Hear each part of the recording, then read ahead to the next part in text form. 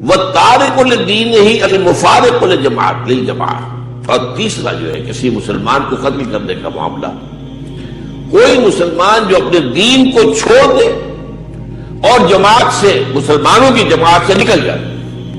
المفارق للجماعت، یہ ہے مرتد جسے کہا جاتا ہے۔ مرتد کی سزا بھی قتل ہے۔ اس میں کچھ اس دور میں آ کر بعض جو جدید دانشور ہیں، انہوں نے کچھ جدید جو بھی فکر اس وقت دنیا کے اندر ہے، اس میں تو یہ ہے کہ آپ کو مذہب کو بدلنے کی آزادی ہونی چاہیے۔ جو ویسٹ ہے وہ ہم پر جو بہت چیزوں میں اعتراض کرتا ہے، ہم سے یہ بھی ہے کہ کوئی عیسائی مسلمان ہو جائے، آپ اسے سینے سے لگاتے ہیں، کوئی مسلمان عیسائی ہو جائے تو آپ اس کے قتل کے طرف پہ ہو جاتے ہیں۔ پھر ان میں یہ بھی ہے آزادی اظہار، جو چاہیں کہیں۔ دیکھو ہمارے ہاں جسے ہم خدا کا بیٹا کہتے ہیں اسے باسٹرڈ کہتے ہیں یہودی، ہم تو انہیں کچھ نہیں کہتے، ان کی آزادی ہے، اظہار رائے، آزادی خیال، آزادی رائے، آزادی اظہار رائے۔ تو یہ کچھ چیزیں ایسی ہیں جدید تہذیب کی کہ جن کی گھٹی میں وہ جدید تہذیب کے جراثیم پڑ گئے ہیں، ان کی سمجھ میں نہیں آتی، اور اسلام کے یہ احکام ان کے سمجھ میں آنے والے نہیں ہیں۔ لیکن یہ کہ بہرحال اسلام کا قانون یہی ہے۔ میں عرض کر رہا تھا کہ اس کے زیر اثر کچھ ہمارے جدید جو ہیں دانشور، انہوں نے یہ کہنا شروع کیا ہے کہ محض مرتد جو ہے واجب القتل نہیں ہے۔ مرتد ہو کر وہ اگر اسلامی ریاست کے خلاف کوئی سازش بھی کر رہا ہو تو واجب القتل ہے۔ لیکن یہ اضافہ ہے ان کا جدید اس جو اثرات ہیں اس کے زیر اس کی دباؤ کے تحت جو ہے انہوں نے یہ رائے قائم کی ہے، ورنہ سیدھی سیدھی بات جو ہے وہ قتل مرتد ہے، مرتد کو قتل کیا جائے گا۔ اس کے لیے بھی اصل میں جو سبب ہے وہ تورات سے، اور وہ یہ ہے کہ جب حضرت موسیٰ علیہ السلام کو اللہ تعالیٰ نے کوہ طور پر بلایا 40 دن کے لیے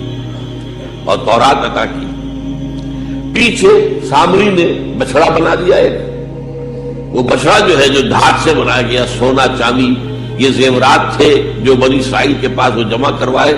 اور انہیں پگھلایا اور اسے بچڑا بنایا، اور وہ ایسا بنایا کہ اس میں سے ہوا گزرتی تھی تو آواز نکلتی تھی جیسے بچڑے کی آواز۔ کہا یہ ہے تمہارا خدا، یہ موسیٰ تو خامخواہ بھٹک گیا،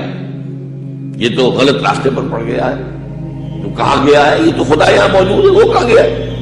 وہ وہاں کوہ طور پر گیا خدا کے لیے بننے کے لیے۔ تو بہت سے لوگ جو ہیں بنی اسرائیل میں سے وہ اس وقت بچڑے کی پرستش کے اندر مبتلا ہو گئے۔ اب یہ کھلا کفر تھا، جو اس لیے کہ یہ شرک جلی ہے، بالکل واضح شرک۔ ایک شرک ہوتا ہے جو چھپا ہوا ہے، جس کے بارے میں نے آپ کو حدیث بھی سنائی ہے کہ اگر آپ نماز پڑھ رہے ہیں لیکن آپ یہ دیکھیں کہ کوئی شخص آپ کو دیکھ رہا ہے، اب آپ نماز جو ہے بہت اچھے اطمینان سے سجدہ جو ہے زیادہ طویل کر رہے ہیں، یہ بھی شرک ہے۔ پہلے آپ کا سجدہ ہو رہا تھا 3 سیکنڈ کا، اب ہو گیا 5 کا، یہ 2 سیکنڈ کس کے لیے لگائے آپ نے؟ اللہ کا جو 3 سیکنڈ کا تھا، تو یہ بھی شرک ہو۔ یہ کہ شرک خفی ہے، اس پر کوئی حکم نہیں لگایا جا سکتا، اس پر کوئی فتویٰ نہیں ہو سکتا، اس پر کوئی پکڑ دھکڑ نہیں ہو سکتی، یہ تو اندر ہی ہے۔ یہ اس لیے بتایا گیا کہ ہم اپنا جائزہ دیتے رہے کہ وہ شرک جو ہے، جو ریاکاری کا شرک ہے، وہ کہیں ہمارے اندر پیدا نہ ہو جائے۔ من صلی یرائی فقط اشرکا ومن صام یرائی فقط اشرکا ومن تصدق یرائی فقط اشرکا۔ جس نے دکھاوے کے لیے نماز پڑھی اس نے شرک کیا، جس نے دکھاوے کے لیے روزہ رکھا اس نے شرک کیا، جس نے دکھاوے کے لیے صدقہ خیرات کیا اس نے شرک کیا۔ تو یہ شرک خفی ہے، لیکن ظاہر بات ہے کہ بچڑے کی پرستش جو ہے وہ تو شرک جلی تھی، اور وہ گویا کہ مرتد ہوئے۔ لہذا اس کے بعد حکم دیا گیا کہ اب جب حضرت موسیٰ واپس آئے ہیں اور وہ سارا معاملہ ہوا تو طے ہوا، ہر قبیلے کے وہ لوگ جنہوں نے یہ شرک کیا ہے انہیں اسی قبیلے کے وہ لوگ اپنے ہاتھوں ذبح کریں کہ جو شرک سے محفوظ رہے۔ اور تورات بتاتی ہے 70,000 پیپل ور کلڈ، 70,000۔ اس لیے کہ 6 لاکھ تھے یہ لوگ جب نکلے ہیں مصر سے، تو 6 لاکھ کی تعداد میں تھے، ان میں سے 70,000 نے وہ جرم کیا تو وہ مرتد ہوئے اور وہ قتل ہوئے۔ بہرحال یہ تو ہوا ہے، مسلمان کی جان جو ہے ان 3 حالتوں کے سوا کسی صورت میں نہیں لی جا سکتی۔ شادی شدہ ہے اور زانی ہے، رجم کیا جائے گا۔ کسی کو قتل کیا قتل عمد جان بوجھ کر تو جواباً قتل کیا جائے گا قصاص میں، اگر مقتول کے ورثاء اسے معاف نہ کر دیں۔ اور نمبر 3، اگر کسی مسلمان نے اپنا دین ترک کر دیا، بدل دیا، اسے بھی قتل کر دیا جائے گا، اللہ یہ کہ وہ بھاگ جائے، اس ملک کو چھوڑ کر کے چلا جائے، وہ بات دوسری بات ہے، ورنہ یہ کہ اس ملک کے اندر نہیں رہ سکتا۔ اس کا ایک خاص پس منظر بھی ہے، وہ اب چونکہ وقت ختم ہو گیا ہے، اس لیے کہ اس میں ایک سازش کا راستہ روکنا بھی مقصود ہے، اور اس سازش کا ذکر جو ہے قرآن مجید میں سورہ آل عمران کے اندر موجود ہے۔ وقالت طائفۃ، اب ایک بڑی سازش کا ذکر ہو رہا ہے کہ جو انہوں نے کی تھی مسلمانوں کے خلاف اور محمد رسول اللہ کو ناکام بنانے کے لیے۔ سازش کا پس منظر کیا تھا کہ چونکہ صورتحال یہ آ چکی تھی دنیا کے سامنے کہ جو ایک مرتبہ دائرہ اسلام میں داخل ہو جاتا تھا، اب چاہے اسے مار دیں، اسے پیٹیں، اسے بھوکا رکھیں، اسے سزا دیں، جو بھی ٹارچر کریں، واپس نہیں آتا۔ تو دھاک بیٹھ گئی نا کہ اسلام کے اندر کوئی ایسی کشش ہے، اسلام کے اندر کوئی ایسی حقانیت ہے، کوئی ایسی مٹھاس ہے کہ ایک آدمی بڑی سے بڑی قربانی دینے کو تیار ہے، ایک دفعہ اسلام قبول کرنے کے بعد اسلام کو سے دستبردار ہونے کو تیار نہیں۔ یہ جو ساکھ بن گئی تھی، اس کو توڑنے کا ذریعہ سوچا انہوں نے کہ ایسا کرو، صبح کے وقت اعلان کرو کہ ہم ایمان لے آئے، سارا دن محمد کی صحبت میں رہو صلی اللہ علیہ وسلم، شام کو کہہ دو جی دیکھ لیا ہم نے، کچھ نہیں ہے یہاں، یہ دور کے ڈھول سہانے ہیں، ہم تو اپنے ہی کفر میں جا رہے ہیں، اپنے ہی راستے پہ جا رہے ہیں۔ اب اس سے یقیناً کچھ لوگ سمجھیں گے کہ انہوں نے سازش کی ہوگی، کچھ لوگ سمجھیں گے کہ بھائی بڑے متقی لوگ تھے، بڑے خشوع و خضوع کے ساتھ آئے تھے،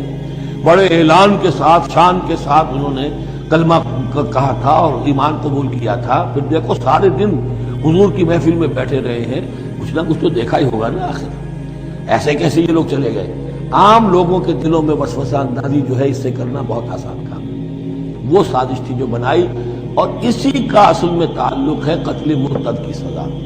اسلامی ریاست میں اس سازش کا راستہ روکنے کے لیے یہ سزا تجویز کی گئی ہے کہ جو شخص ایمان لے آئے پھر کفر میں جائے گا تو قتل کر دیا جائے گا، کیونکہ اسلامی ریاست کی بنیاد ہے، آئیڈیولوجیکل ریاست ہے یہ، ایمان اور اسلامی تو اس کی بنیاد ہے،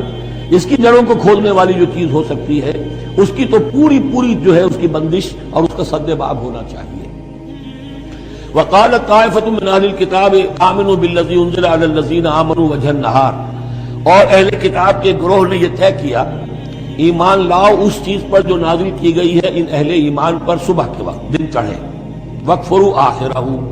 اور کفر کر دو، اعلان کفر کر دو دن کے آخر میں،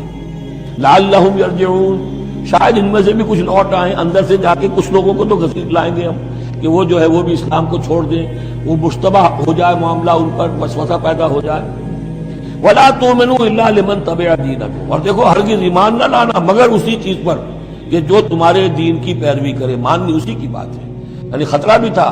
کہ 4-6 اگر ہم جا کر حضور کے پاس اگر چند گھنٹے گزاریں گے تو کہیں ایسا نہ ہو کہ ہم میں سے کوئی واقعی پھر اس کا دل کھل جائے، طے کر کے گئے دیکھو ایمان نہیں لانا ہے ہم نے، وَلَا تُؤْمِنُوا إِلَّا لِمَن تَبِعَ دِينَكُمْ، اس پر ایمان نہیں لانا ہے ہم نے، لیکن صرف اعلان کرنا ایمان کا۔ یہ ہے مثال قرآن مجید میں شعوری نفاق، یعنی جو وقت انہوں نے گزارا ہے یہ ہے تو اسلام کا، قانوناً تو مسلمان ہیں، اگر اس دوران میں ان میں سے کوئی مر جاتا تو اس کی نماز جنازہ پڑھی جاتی، لیکن انہیں معلوم تھا کہ ہم مسلمان نہیں ہیں، جبکہ ایک وہ غیر شعوری نفاق ہے کہ اندر ایمان ختم ہو چکا ہے لیکن انسان سمجھتا ہے میں تو مومن ہوں، حالانکہ اس کا کردار وہ جو ہے منافقانہ ہے، اس کا عمل منافقانہ ہے، اور اس کے اندر سے ایمان کی پونجی جو ہے جیسے کہ دیمک کسی کڑی کو کھا جائے تو شیطین کو چٹ کر چکی ہے دیمک، لیکن یہ کہ بہرحال اوپر ایک پردہ پڑا ہوا ہے، وہ ہے غیر شعوری نفاق اور یہ ہے شعوری نفاق۔